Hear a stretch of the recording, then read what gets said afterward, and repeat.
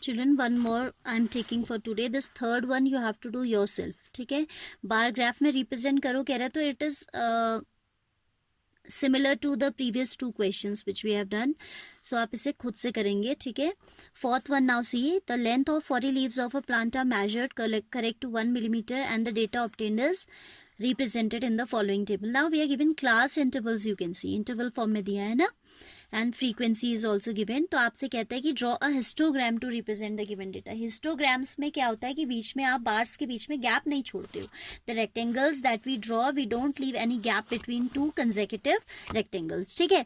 अब यहाँ पे मैंने आपको पहले भी बताया था, when I was teaching you the initial previous exercise, I can say that the data when the upper limit of one interval is not similar to the lower limit of the next interval, this type of data is called discrete data और discontinuous data. तो जब हमें bar graph बनाना है तो पहले हम इसे किस में चेंज करेंगे, कंटिन्यूस डेटा. उसने कहा भी है first make the class intervals continuous. ये कंटिन्यूस नहीं है ना, यहाँ 126 आया, फिर यहाँ 127 आ गया. अदरवाइज हमारा क्या आ रहा था, जैसे 10 to 20, देन यहाँ 20 to 30, 30 to 40, but it's not like that, है ना.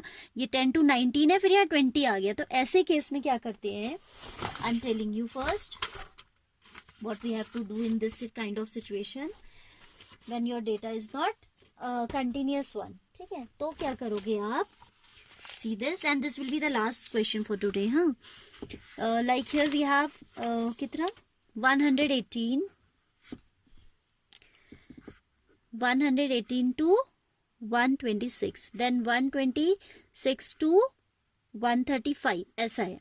तो आप देख रहे हैं कि इनकी अपर लिमिट एंड इनकी लोअर लिमिट सेम होनी चाहिए थी, जो नहीं है. ठीक है, तो I told you the way कि आपको इन्हें सेम बनाना होता है. तो अपर लिमिट में तो हम 0.5 ऐड करते हैं और लोअर लिमिट में से हम 0.5 सब्ट्रैक्ट करते हैं.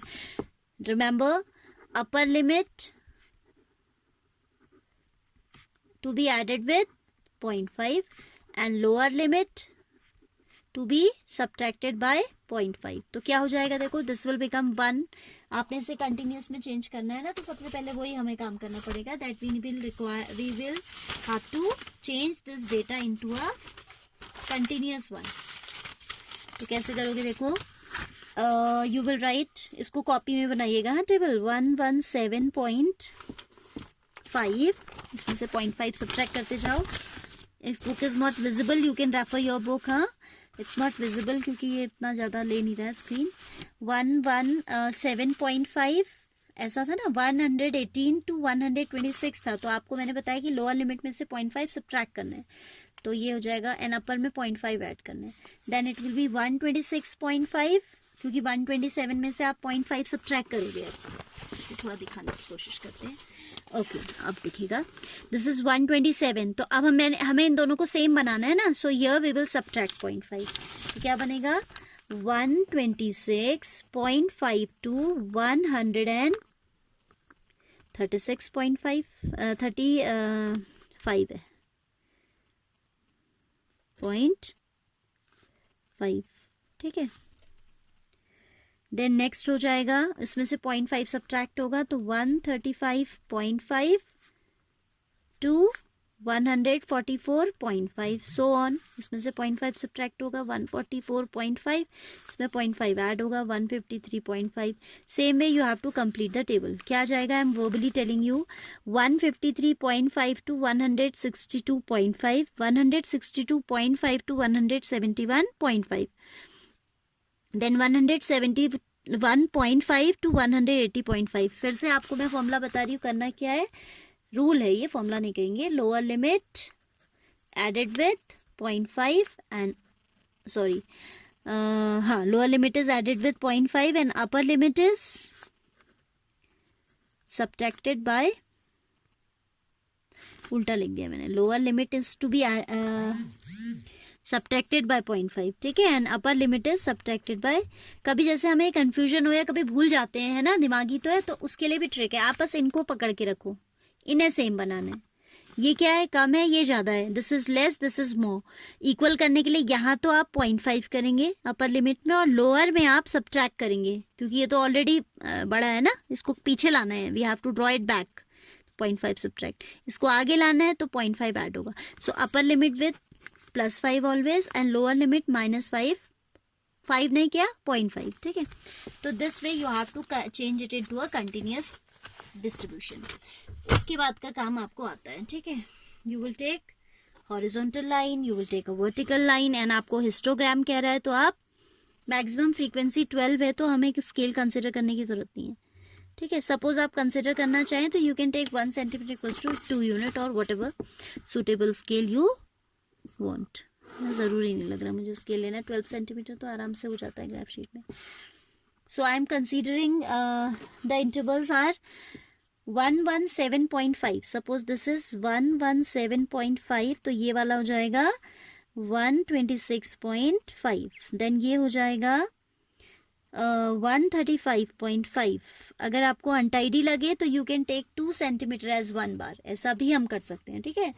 देन 1, अगर आप चाहें तो वो भी हम काम कर सकते हैं, कर लेते हैं अगर नीटनेस चाहिए तो 117.5, फिर यहाँ पे लिखते हैं कितना 126.5, फिर यहाँ लिखेंगे कितना 135.5, then here we will write 144.5 point, next हो जाएगा 153.5 एंड सो ऑन, ठीक है। सो फर्स्ट इंटरवल में हमारी जो फ्रीक्वेंसी है वो 3 है। So I am taking here as 1 या 2, अगर आप सपोज ऐसे रखना चाहो 2, 4, 6, 8, आप ये भी स्केल ले सकते हो। और जब भी हम स्केल लेते हैं तो we need to mention it. Scale हमने कौन से एक्सेस में लिया है, ऑन वाई एक्सेस क्या लिया है, 1 centimetre is equal to 2 unit रखा है, ठीक है। 2 फ्लावर्स, यूनिट क्या है यहाँ पे, फ्लावर्स।